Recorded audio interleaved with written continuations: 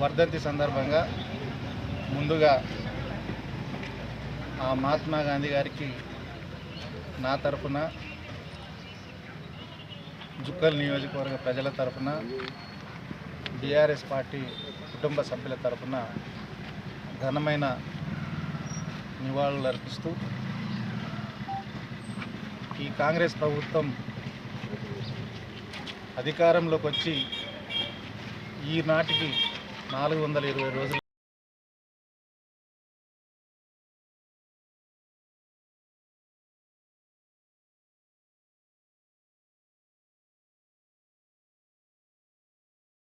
గద్దెనెక్కినటువంటి Congress party 420 హామీలను నెరవేర్చే విధంగా ఇచ్చిన హామీలు నిలబెట్టుకునే విధంగా కాంగ్రెస్ పార్టీకి, కాంగ్రెస్ ప్రభుత్వానికి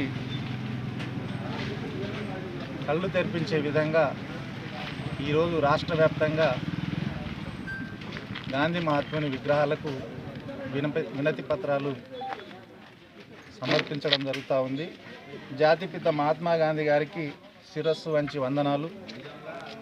ఓ మహాత్మా, ఈ అసమర్థ కాంగ్రెస్ ప్రభుత్వానికి కళ్ళు తెరిపించు, ఈ దద్దమ్మ కాంగ్రెస్ ప్రభుత్వానికి దారి చూపించు, ఈ చేతకాని కాంగ్రెస్ సర్కారుకు బుద్ధి ప్రసాదించు, ఈ అసమర్థ కాంగ్రెస్ ప్రభుత్వానికి జ్ఞానోదయం కలిగించు.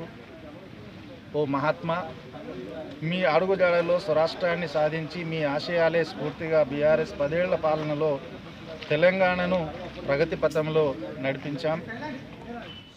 సబ్బండ వర్గాల సంక్షేమమే లక్ష్యంగా ఎన్నో విప్లవాత్మక పథకాలకు శ్రీకారం చుట్టాం. తెలంగాణ రాష్ట్ర ముఖ చిత్రాన్ని, తెలంగాణ ప్రజల బతుకు చిత్రాన్ని సమూలంగా, సమున్నతంగా మార్చి దేశంలోనే ఒక ఆదర్శ రాష్ట్రంగా, అగ్రగామి రాష్ట్రంగా తీర్చిదిద్దినాం. అబద్ధపు అధికారంలోకి వచ్చిన కాంగ్రెస్ ప్రభుత్వం సరిగ్గా ఈ జనవరి 30న 420 రోజులు పూర్తి చేసుకుంటుంది. మోసపూరిత వాగ్దానాలతో ముఖ్యమంత్రి అయినటువంటి రేవంత్ రెడ్డి ప్రతినిత్యం ప్రజలను వంచిస్తూనే ఉన్నారు. ఎన్నికల్లో పంచినటువంటి గ్యారంటీ కార్డుకు, ఇచ్చిన 420 హామీలకు పాతరేసి అటెన్షన్ డైవర్షన్ డ్రామాలతో కాలం వెల్లదీస్తున్నారు. 420 హామీలు, 420 రోజులు.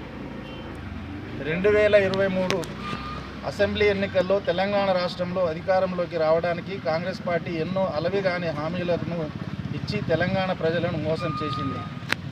డిక్లరేషన్ల పేరుతో, హామీల పేరుతో, గ్యారంటీల పేరుతో 420 బూటకపు హామీలను కాంగ్రెస్ ప్రభుత్వం ఇచ్చింది. 100 రోజుల్లో ఇచ్చిన హామీలను అమలు చేస్తామని చెప్పి 420 రోజులైనా హామీలు అమలు చేయడంలో కాంగ్రెస్ ప్రభుత్వం పూర్తిగా విఫలమైంది. ఎన్నికల్లో విజయం సాధించి అధికారంలోకి వచ్చిన రోజు నుండే వైఫల్యంపై రకరకాల సాకులతో కాలం వెల్లదీస్తూ కొన్ని పథకాలకు ఏవేవో కొర్రీలు పెట్టి లబ్ధిదారులను తగ్గించే ప్రక్రియ కాంగ్రెస్ ప్రభుత్వం ప్రారంభించింది.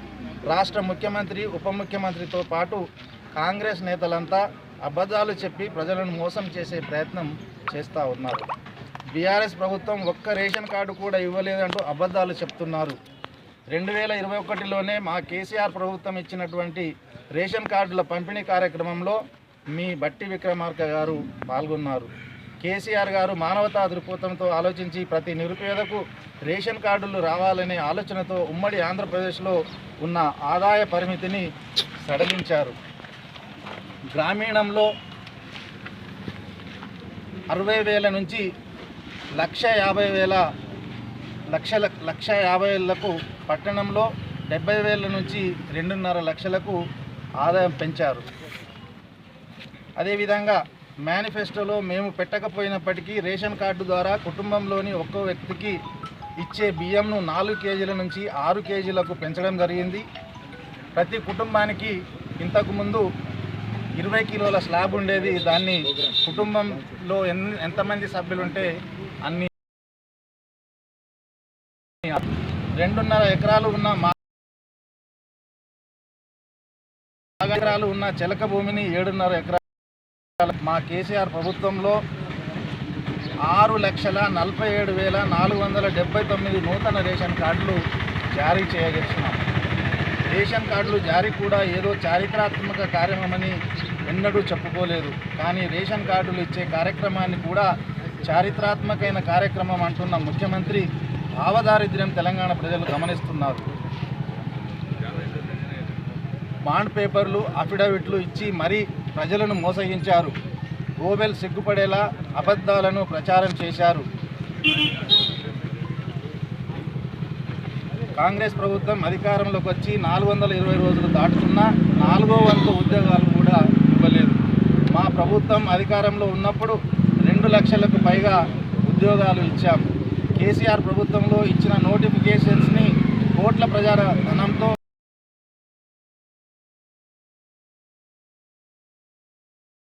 ఇవ్వలేదు.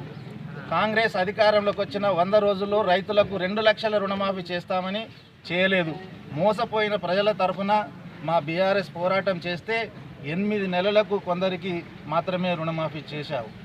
మేము అధికారంలో ఉన్నప్పుడు కరోనా, లాక్డౌన్, నోట్ల రద్దు లాంటి ఆర్థిక సంక్షోభ పరిస్థితులను ఎదుర్కొని మా కేసీఆర్ గారు 28,275 కోట్ల రైతు రుణమాఫీ చేసినారు.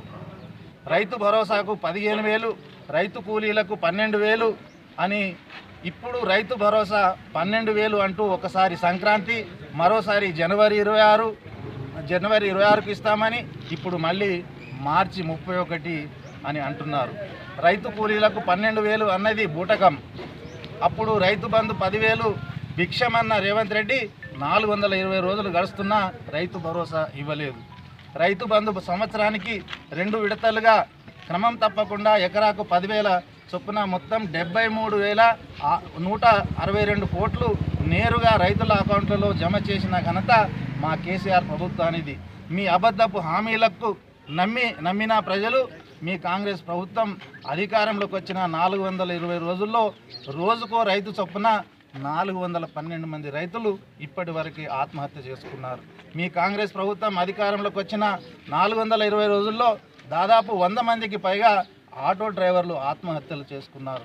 గురుకులాల్లో మీ కాంగ్రెస్ ప్రభుత్వం నిర్లక్ష్యం వల్ల కల్తీ ఆహారం తిని 55 మందికి పైగా విద్యార్థులు దుర్మరణం పాలయ్యారు.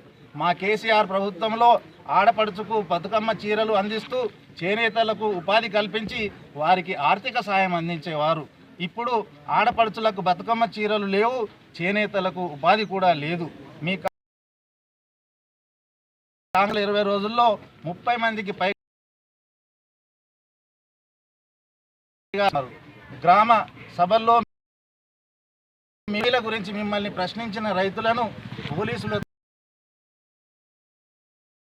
కాంగ్రెస్ ప్రభుత్వం ఏరు దాటాక తెప్ప తగలేసే రకం.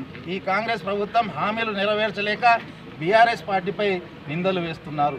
అసలు మహాత్మా గాంధీ పేరుతో గద్దెనెక్కిన డూప్లికేట్ గాంధీలు ఇచ్చిన దొంగ హామీలు వైఫల్యాలను ఎండగట్టాలి. 420 హామీలను నమ్మి ఓటేసిన పాపానికి వంతు కోసిన ఈ అసమర్థ కాంగ్రెస్ ప్రభుత్వానికి ఇప్పటికైనా మంచి బుద్ధి ప్రసాదించాలని వేడుకుంటున్నాము.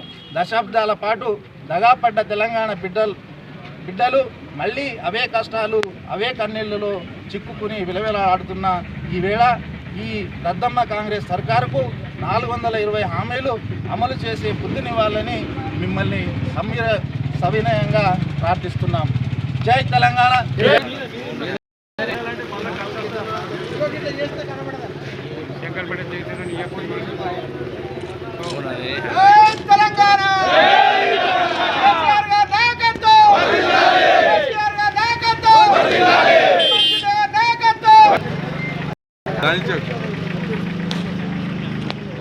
आजा